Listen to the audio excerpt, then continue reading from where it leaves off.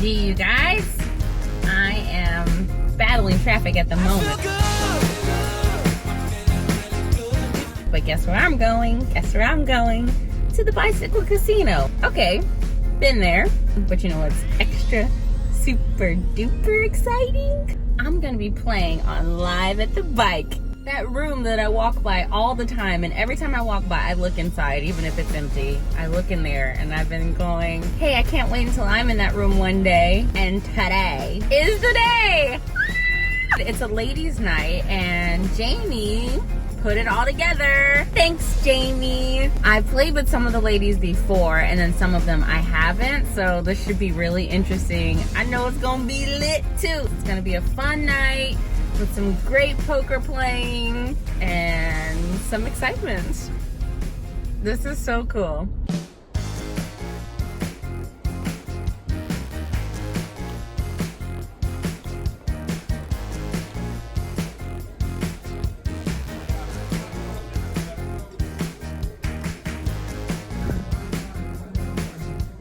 Oh snap, oh snap, oh shit, it's going down,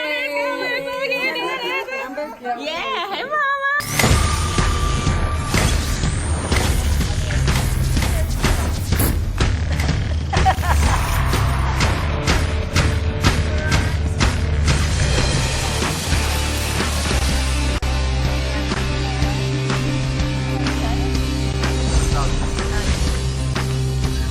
This is Ladies Night Live at the Bike. D22 Sosa, Wayne Chiang in the mix. Hey, 30 minutes. We will introduce these ladies one by one. Seat 2, we have Jana. Seat 3, it's Kimbermine. Seat 4, Jamie, who crushed it last time, picks up Ace King, 3 bets to 100. Seat 5 is P's and Q's. She's a vlogger, poker vlogger on YouTube. Check her out. I'm going to link her in a bit. Seat 6 is Ruby. There's Amber in seat 7. She's played on the show as well. She has a YouTube channel. Amber Closet. There is Marina. She was on our Pot Limit Omaha game. All right, so we're jumping right in. We're playing a 5-5 no limit hold'em game. It limps around to me in the hijack, and I decide let's bump it up to $20 with King Jack off. I get 4 callers, and we go straight to the flop, which is all low and all clubs. It checks around to me in the hijack, and I'm not giving away any free cards here. I decide to make a continuation bet that's about 80% of the pot, which is almost a pot-sized bet, and without any resistance, everybody folds, and I get to take it down. Nice start. So seat 9 is Bree, who I had a week ago on PokerCraft, and seat 1 is Krista. So by now we've implemented a mandatory under the gun straddle of $10. So don't talk any mess about me being in this hand with 6-3 off. Flop comes out and I've got a gut shot now. It checks around to Amber in the hijack and she leads out for $25. It folds to me and I'm getting about 2.5 to 1, which aren't the right odds to call with my gut shot, but I go ahead and float out of position, end up turning a straight.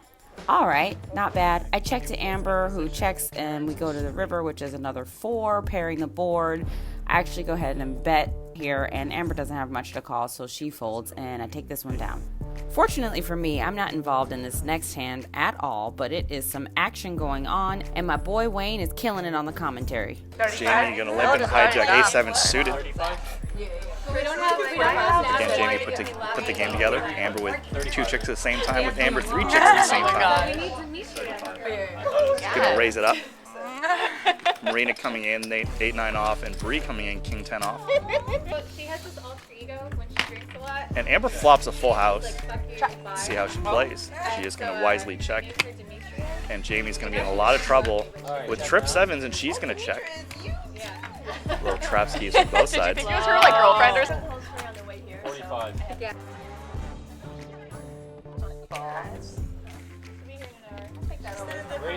It's just a massive Hello, cooler. look at these bright lights. Amber thinking of Vegas and the freaking Mirage. I know. Hey, just check the river or you have 100 behind? I thought you were all in. So. Oh, She just called for 300. So. Okay, I'm sorry, I thought she was. Yeah. Okay, look at check if you want to check. I don't care. I have a 7. Oh, you have queens? Wow. Wow. That's so sick. So on this hand, I'm in the cutoff and it folds to me and I'm thinking, hey, why not just scoop up this free money out here? So I pop it up to 35 with ace deuce offsuit. Miss Q over here. Amber's in the small blind and comes along with me. Flop comes out and I end up with bottom pair on an all club board.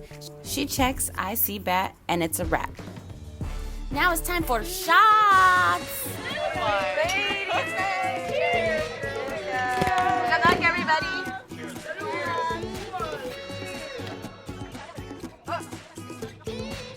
Terrible. This is an accurate I think you would've been representation, 100% accurate representation of the bicycle hotel casino poker tables I didn't chase it off.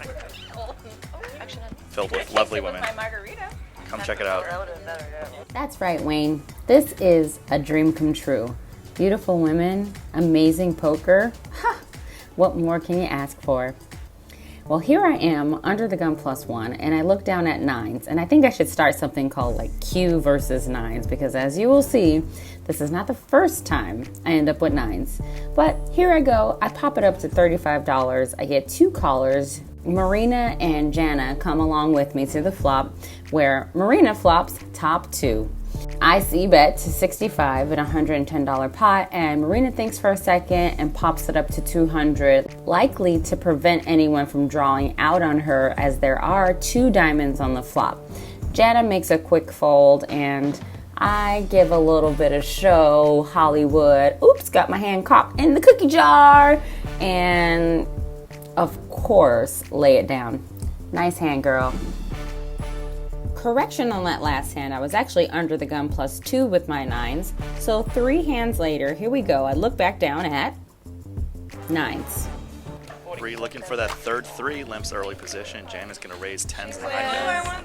And Jamie with ace queen, just going to call on the button. Q with 9s. Man, this is like Poker Stars with the pre-flop hands. Q taking her time, probably going to re-raise, looks like. Nope, she just calls. I lied. No. Drink what you like. I thought with that pause she was going to re-raise. Wayne is right, actually. I am considering a 3-bet here, but considering that Jana is the one who raised, I know that she's strong.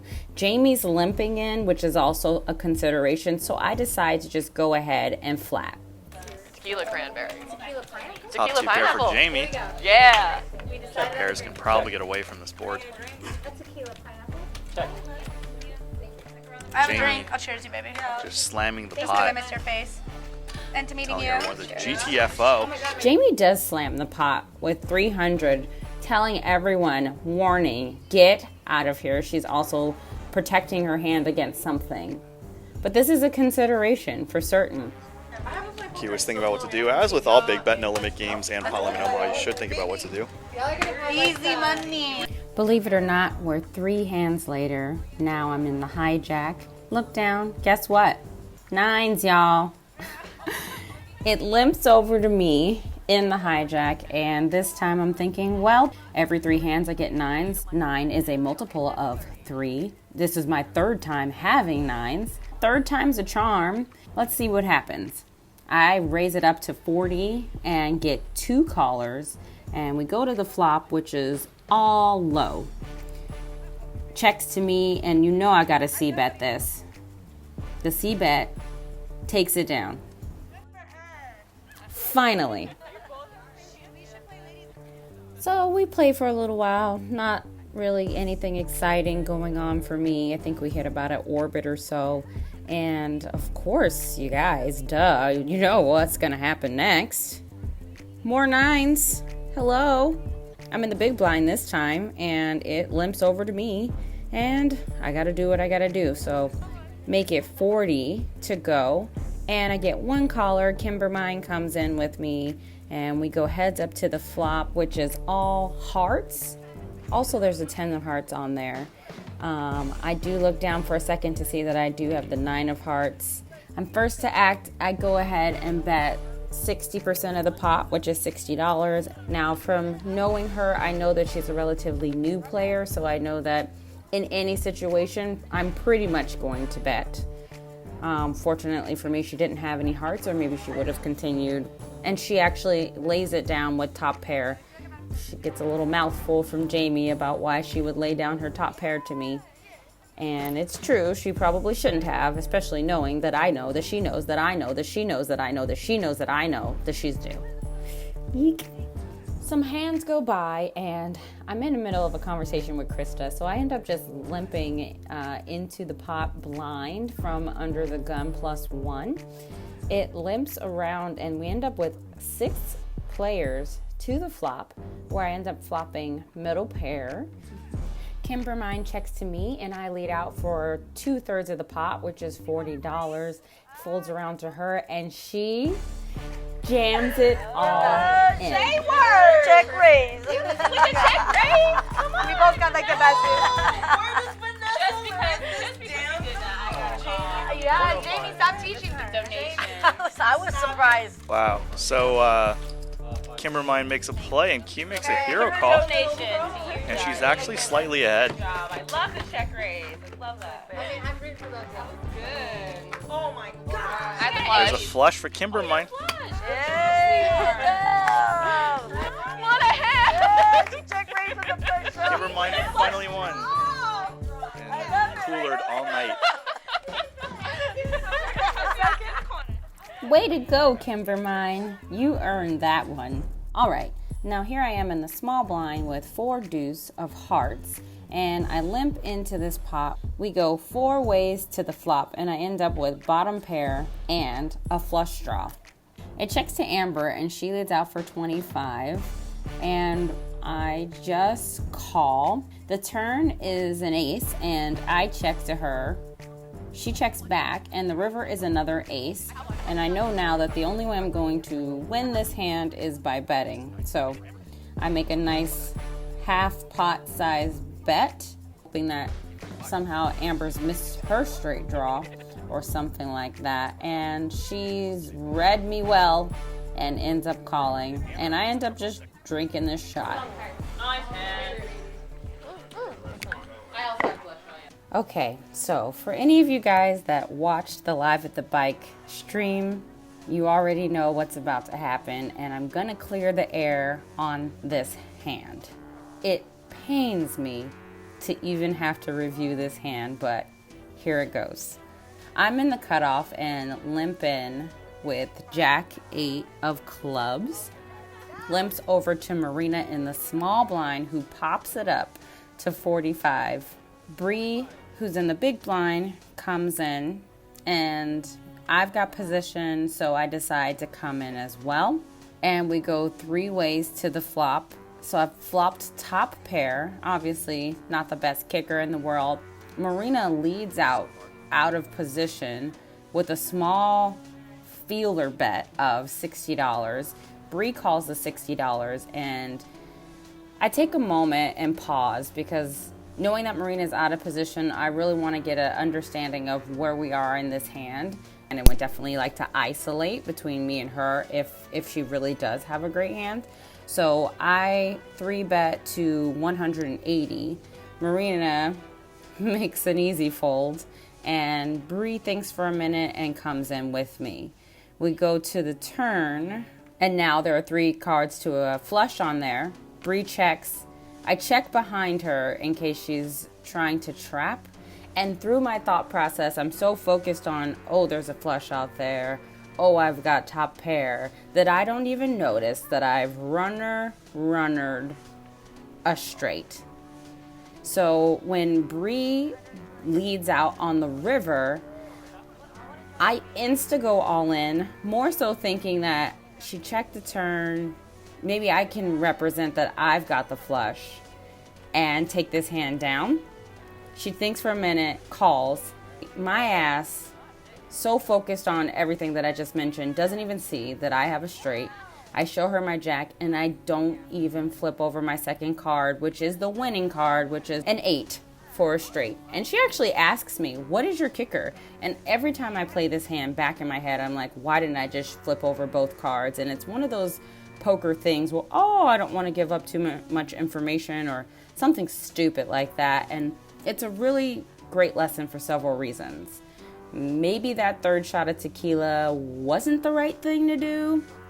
As you guys know, I don't normally drink when I play, and I was having such a good time with the girls that I was bending some of my own rules. I have a pretty high tolerance. I didn't feel like the tequila was affecting me. I've played so well up until this moment, but hey, I just mucked a winning straight. And I should have just taken a little more time. I should have just flipped over both my cards. Obviously, I don't have a DeLorean, so I can't go back in time, but this hand literally haunted me all night. And I've made so many mistakes playing poker, but this one, especially on my first live television airing, really hurt. And I learned some valuable lessons. I need to just take my time. I need to recheck my cards. One of my friends sent me the video from Phil Ivey when he mucked a winning flush. So we've all done it, even the best people do it, and the point is that you learn from your mistakes, and boy, was that a big learning lesson for me. I'm tired. Fuck it up. What you think I am, girl? You don't fucking think I'm gonna call you? I don't care. Have you not seen my past hands where I call with 4 diamonds on the board? Top pair? No. Oh, I know you've seen that shit. Let's fucking go, dude. I think there's a misread on the board or something. Let's fucking go. Definitely some error going on. Thank you. Sorry. Yeah, you pushed all in on me thinking I'm gonna leave? That's the second person to do that on this show. Second person to do that to me. Get the fuck out of here. There. No, it's fine. I'm over it. Thank you, baby. Fuck. I'm getting irritated. There's always this diamond board, too. Like, I'm always on the fucking... Wow. That's a call. That's a good pass. That's a great call. And I freaking tank and I call. Nice call, Bree. Nice call. Yeah, wow, good call. That's so sick. I'm irritated. Why are you irritated? Because I'm bored. And I'm like, I finally get a good hand, flop top pair, and you're trying to fucking take me out. I mean, we both flop top pair, so. What's your kicker? Yours was better, obviously, because you won with your one pair. Like, good job. You don't have to be irritated. No, not irritated with you. I know. I'm not irritated with you, baby. I'm just irritated because I'm drunk and I'm not getting hands. Absolutely not. So we'll find out what happened. Bree's probably going to come in the back after the show, and we'll definitely talk about that hand. There might have been a graphics error, which happens sometimes, and then if it does, we'll correct it. The graphics were correct, Wayne. I was just tripping. So I keep playing along in the night. I have to recover from the loss of that big pot, but at this point, I don't even know that I've mucked just straight, and I'm actually glad that I didn't because I think it may have messed with my head a bit. So moving along to this hand, I'm under the gun +1, limp into the pot for $10, and it limps around to Marina, who pops it up to $40. Jamie calls, and I also come into the pot. I end up flopping middle pair. Marina ends up making a really small bet into this pot. Jamie folds, but I've got great odds. I am out of position, so I go ahead and just float the bet. The turn pairs the board, and it's not a scare card for me because if I'm calling on the flop, then I'm calling with this turn as well. Marina, again, makes a really small bet into the pot, so I come along with her to the river, which is an overcard to my middle pair. She decides to make another small bet into this pot, which is about 40% or so. And it does take me some time. I really have to go into the tank on this one. And I'm doing some observations and some data pulls on my experiences with Marina. She's definitely capable of a triple barrel bluff. The small bet sizing is definitely something that I'm not used to seeing from Marina. And then all of a sudden, the longer I take, the more uncomfortable she actually looks. She starts talking a lot. That's not really something I usually see her do. And for me, it was an easy decision with all of that information together to decide to make this call. This is what live at the bike. Oh, sick call by Q. Sick call, Q. She had the read. Wow. She's saying hi. Wow. Wow, good job, Q. Good effort by Marina. Professional. Good call by Q. And Marina taking it like a champ. She knew what to do every street, but Q just had her number this hand. Alright, so here's another hand. I am in the mandatory straddle for $10, and it limps around to me. I look down at King 5 off. Not very excited, so I check and flop. Trips. Q's got 3-of-a-kind 5s with a king kicker, and Ruby with the nut flush draw. Some backdoor spade draws. Or, sorry, backdoor straight draws. I'm drunk. Look at Q. You're drunk? No, I'm just kidding. You're not drinking like we're drinking. Do you know how hard it is to play with all girls? They have so much room for alcohol. It's not even funny. I couldn't keep up with them. I'm like, I'm good. Tequila, rum, Yeah, vodka. I was like, I'm tapped out. That's going to get Ruby in a little trouble because she has showdown. But This is Jamie interesting. moves in. She's got 6 and 5s with a diamond draw. There's no way Q's going to fold here. Q's not gonna fold. And Ruby then shouldn't it's up to Ruby. fold. Win everywhere. 8-4 should get out of there. So Q Wow. raises. So That's it's a good raise. That's a good because she read, folds- honestly. Oh, whoa. Okay, Ruby's going Oh. with it. She's making Ruby pay for the draw. But you know what? Like, Ruby's willing to pay it. So this is hard for Jamie. Jamie doesn't know what to do. Is she all in already? She's all in She's for on, 90? yeah. Oof. What happened since I left the table? This is what happened. I'm so glad I got off the table, Wayne. Thank you. So now there's a side pot. All right, heads Yeah. up on the side. Here's the river, down dirty. Ooh, there's a club. There's the nut flush for Ruby. Ooh, Ruby. She got there. Hashtag Wow. winner. It is a brutal spot for Q. I mean, it's What just does like, Q do here? Like, what is she supposed to do? She's out of position. yeah. Check. She wisely checks, putting Ruby on 185. What's she saying? What's the bet? 185? 185. That's so in So her small. so small that Q might have to call. I think so. Because the thing is, like, the 4 clubs, the open-ended Okay. completed, 7-8 completed, the club draw completed. Correct. Ruby could have flopped the Oh full my God. house, could have ace-5. There's so many things that can happen. Could have 4-5. Or I the think 4-5. I think Q looks like she's gonna re-raise here. She can represent, like, a full house or something. She could rep a full house. We know Ruby's not gonna go anywhere. What is she thinking? Q confused me tonight on a couple hands, so I don't know what she's thinking.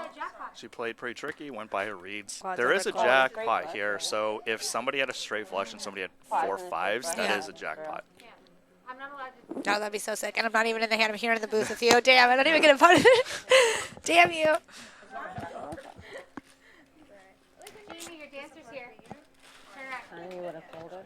Good fold, Good Q. fold, Q. Yay. Good job. I have a pair with the flush draw. Everything got Yeah, there. she doesn't show. Ruby's such a boss. She's so pretty, too, in person. I had a 5. Oh, you had a 5? Yeah, you gotta push that. It's a really good fold by Q. Very good fold. And then like another. It's all love. See, That's right, Bree. It is all love. Playing with these ladies was such a good time. Checking out the stats, 43% VPIP, 22% pre-flop raise at the top of the charts. Apparently, I'm quite aggressive. And even though I had a couple missteps throughout the day, played solidly and ended up at the top of the leaderboard. Thanks to everybody from Live at the Bike for having me on the show, and thanks to Jamie for putting it together, and Wayne for the incredible commentary. Ta-ta!